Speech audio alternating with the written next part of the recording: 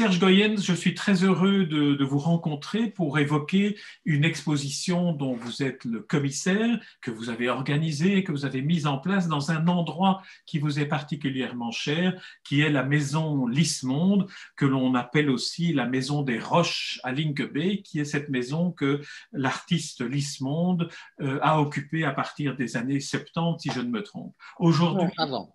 encore avant, voilà. Fin des années 50, oui. Dans les fins des années 50. Alors aujourd'hui, cette maison est devenue une maison d'artistes qui accueille des expositions, qui peut accueillir aussi, je crois, des récitals de musique ou qui pourrait accueillir des conférences et s'y organise régulièrement des expositions. Celle-ci s'intitule Échange au pluriel, sous-titre Lismonde et ses amis artistes. Alors j'aimerais que d'emblée vous nous disiez ce que représente la maison Lismonde pour vous et ce que représente Lismonde, l'artiste, pour vous dans votre vie, dans votre carrière. Vous les avez bien connus, et la maison et Lismonde. Mais oui, mais Lismonde, qui était un homme adorable d'ailleurs, je l'ai bien connu, je l'ai exposé au temps où j'organisais moi-même des expositions et j'ai écrit sur lui à l'occasion, notamment un article qui concernait Lismonde et la musique. Comme moi-même, je suis très grand mélomane, eh bien, je l'ai interviewé là-dessus. Lui qui était un très grand mélomane également, musicien, il jouait du piano, de la flûte, de l'orgue, et j'ai fait un article, alors une interview, et non, plutôt un texte, montrant certains rapports entre son œuvre et la musique. Voilà. Il était très content d'ailleurs de mon article à ce sujet. Mais dans la maison Lismonde, on peut voir son piano d'ailleurs et sa flûte exposée dans. En effet, pièces, voilà. oui. Et son orgue aussi. Son harmonium, plus exactement. Son harmonium, tout à fait. Harmonium, oui. Donc, en plus, la maison Lismonde m'est très chère parce que je fus parmi les fondateurs des membres de la SBL Lismonde, qui s'est créée il y a déjà près de 23 ans. Au départ, elle avait un régime de fondation, puis elle est tombée sous le régime d'ASBL. Et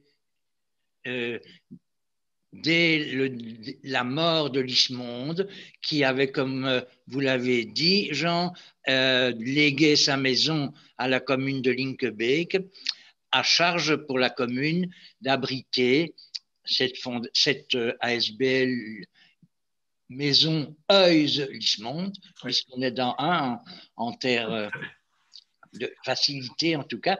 Et donc, bilingue, donc voilà.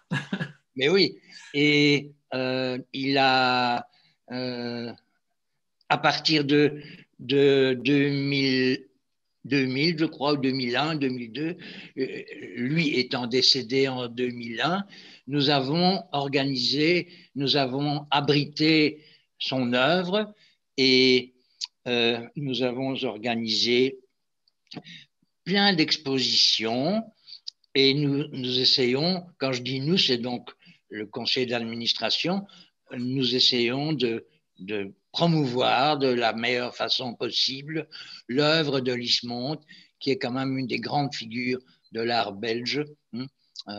Et donc, c'est ainsi que aujourd'hui nous organisons cette exposition Échange, Lismonde et ses amis artistes, ce qui veut dire que chaque année, on organise une, voire deux expositions liées à Lismonde.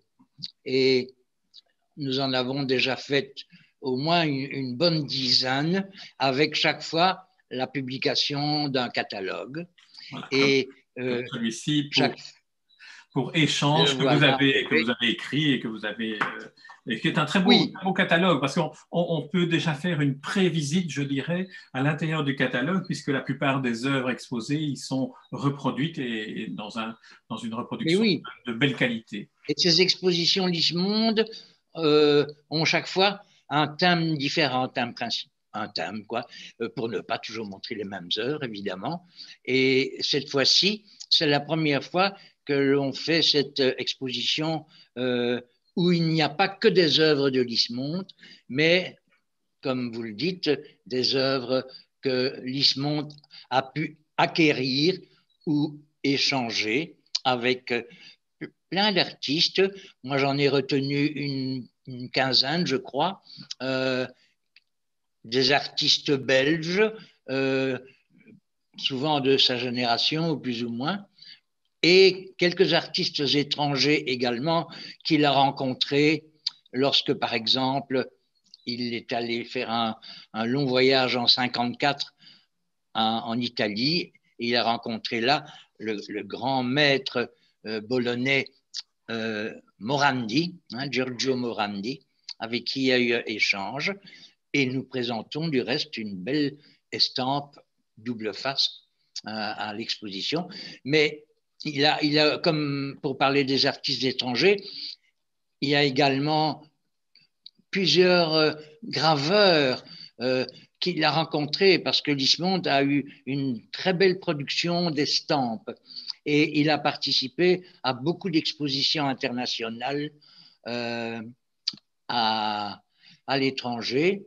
Et donc, il a rencontré à cette occasion-là des artistes graveurs avec qui également il a fait des échanges.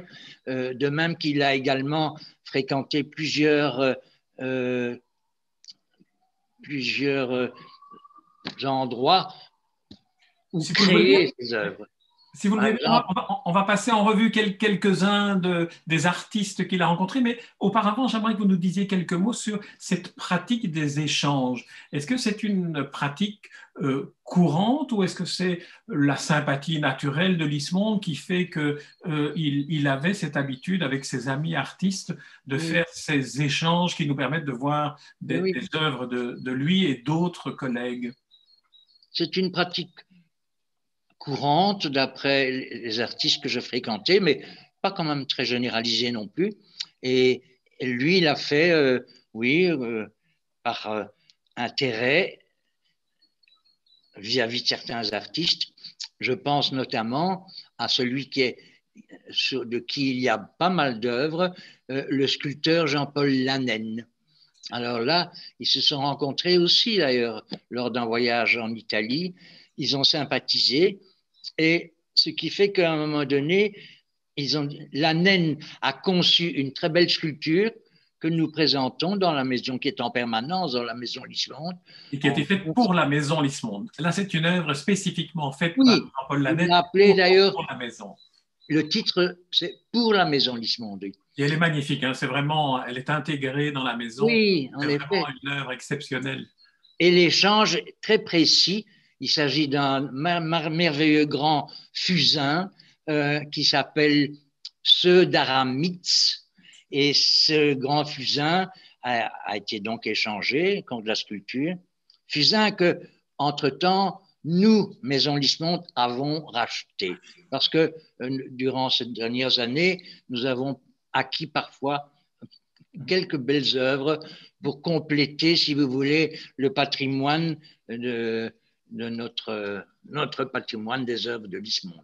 Alors, continuons sur Jean-Paul Lannen brièvement, avec d'autres œuvres qui sont présentées au public à la Maison Lismond, qui sont des œuvres que Jean-Paul Lannen a réalisées après la mort de Lismond, qui sont de très émouvants portraits de Lismond. Exactement.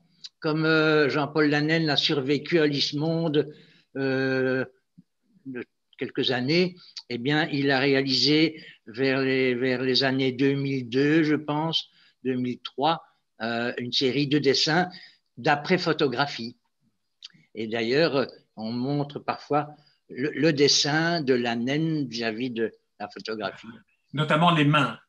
Les mains. L'envol du geste qui est magnifique. C'est vraiment... Vous avez bien observé les choses, oui.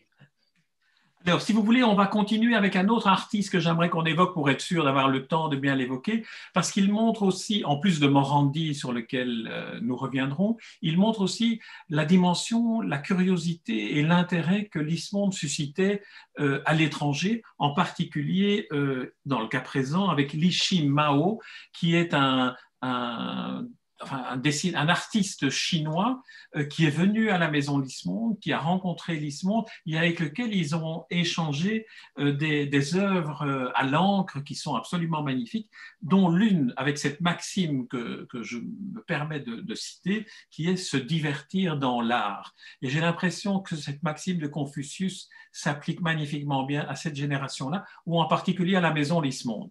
Mais oui, en fait, Li Shimao, c'est un tout grand artiste chinois, mais qui a œuvré essentiellement à Taïwan.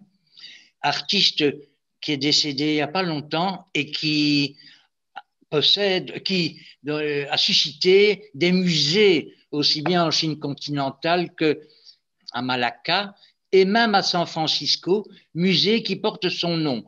Donc c'est une grande vedette internationale, un très grand calligraphe. Et comme vous avez remarqué que Lismonde, à un moment donné, s'est adonné à un type de travail spécial, c'est-à-dire des encres de Chine, des espèces de calligraphie également à l'encre de Chine. Et c'est parvenu aux oreilles, ou plutôt aux yeux de Li Shimao, qui, grâce à l'intermédiaire d'une amie commune, a décidé de venir visiter Lismonde et par deux fois, en 83 et en 85, si je ne m'abuse.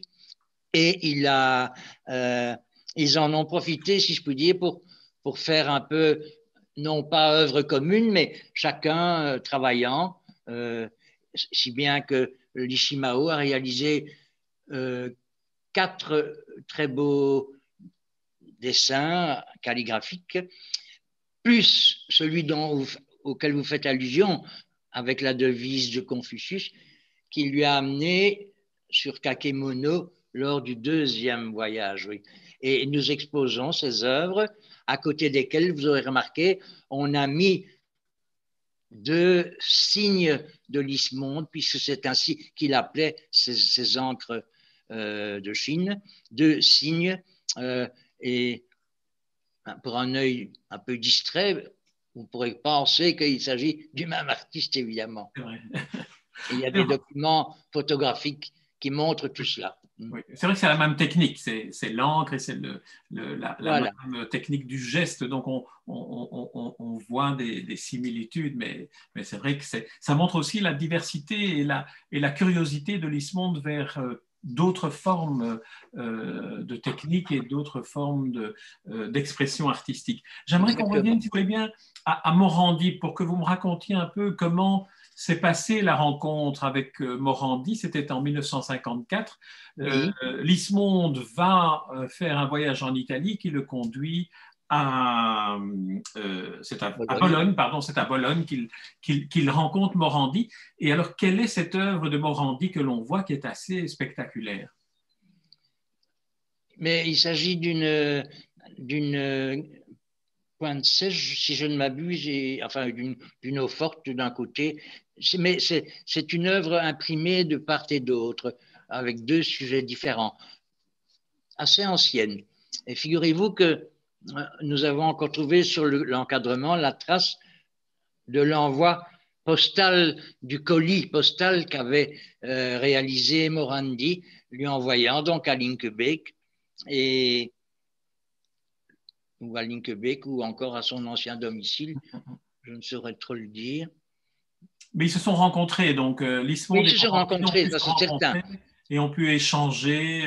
Oui, d'ailleurs, j'ai trouvé un petit texte de Lismonde qui dit « Quand je suis allé en Italie pour la 2e fois, parce qu'il y avait déjà été dans les années 30 en tant que professeur de dessin avec d'autres confrères, mais cette fois-ci c'est un long voyage où il a pérégriné à travers plusieurs villes de la péninsule et il dit « J'ai porté un grand intérêt surtout à l'œuvre de Morandi et de Chirico. Et j'ai rencontré Morandi.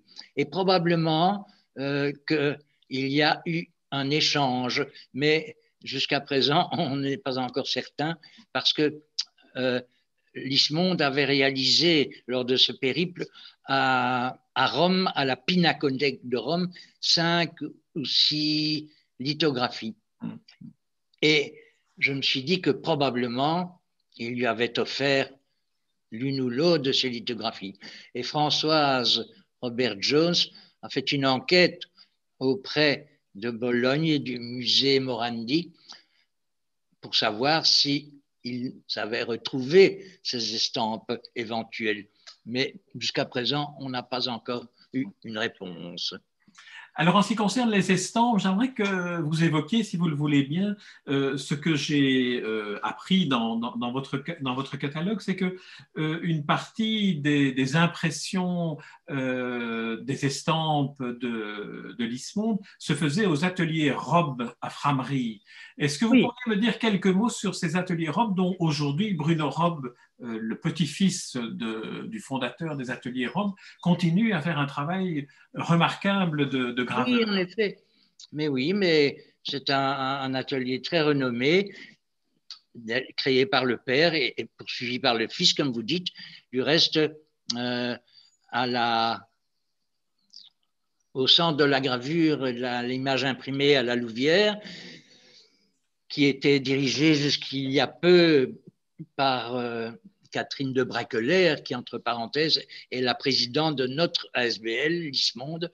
Eh bien, il y a eu, il y a ça 2-3 ans, une belle exposition qui concernait cet atelier. Rob qui a imprimé pour beaucoup d'artistes belges surtout. Mais c'est l'occasion peut-être de vous dire que Lismonde est allé imprimer des œuvres également, comme je le disais il y a un instant, à la Pinacothèque de Rome, mais également au Danemark, oui, dans un atelier dont j'ai oublié le nom, et à Paris également, de même qu'à Amsterdam. Et chaque fois, là, il réalise des estampes, gravures, lithographies, et c'est comme cela qu'il rencontre, par exemple, à Paris, il a rencontré Wunderlich, l'Allemand, mais qui séjournait beaucoup à Paris. Et nous avons une belle estampe de Wunderlich qui est exposée également.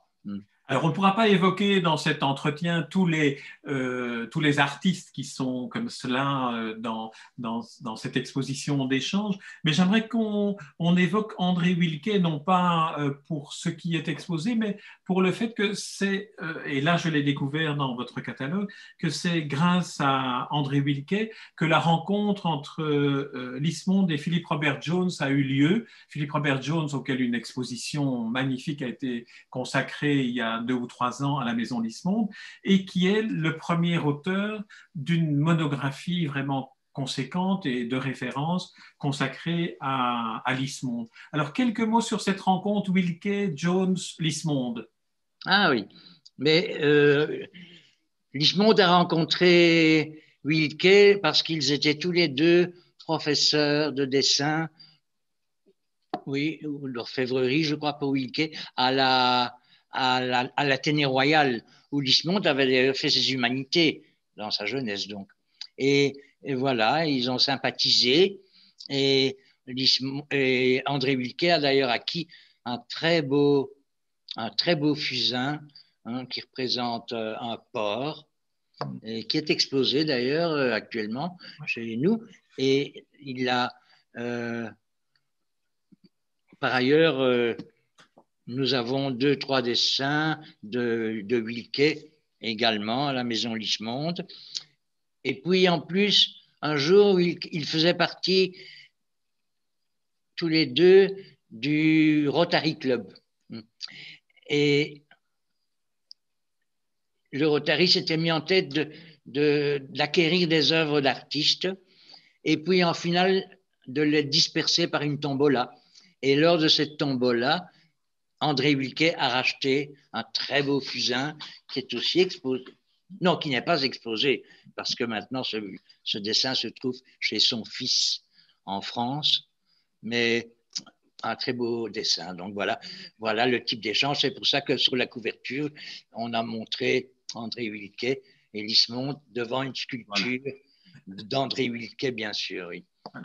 Alors, si vous voulez bien, pour conclure cet entretien, parce que on ne peut que recommander à ceux qui nous écoutent d'aller sur place à la Maison Lismonde et de se rendre compte de la diversité des œuvres qui y sont exposées et donc de la richesse des échanges entre Lismonde et ses amis artistes, peut-être évoquer les deux premiers chronologiquement qui figurent dans l'exposition, c'est-à-dire Marguerite Antoine et Léon Van Dievoet. Quelques mots sur l'une et sur l'autre, s'il vous plaît. Ah bon. Eh bien, Marguerite Antoine, que j'ai personnellement très bien connue aussi, je ne vous le dirai même pas où parce que c'est un peu amusant, mais enfin, Marguerite Antoine fut une de ses premières amies condisciples à l'Académie des Beaux-Arts de Bruxelles. Et on soupçonne qu'il y a eu une petite amourette entre eux, en tout cas un lien fort. Et du coup, Lismonde la portraiture par 2 fois et Marguerite Antoine l'a portraituré aussi une fois et lui a offert pas mal de dessins et même une peinture, une petite danseuse que l'on voit de dos parce qu'elle avait le thème de la danse l'a beaucoup inspirée. J'avais à peu près le même âge.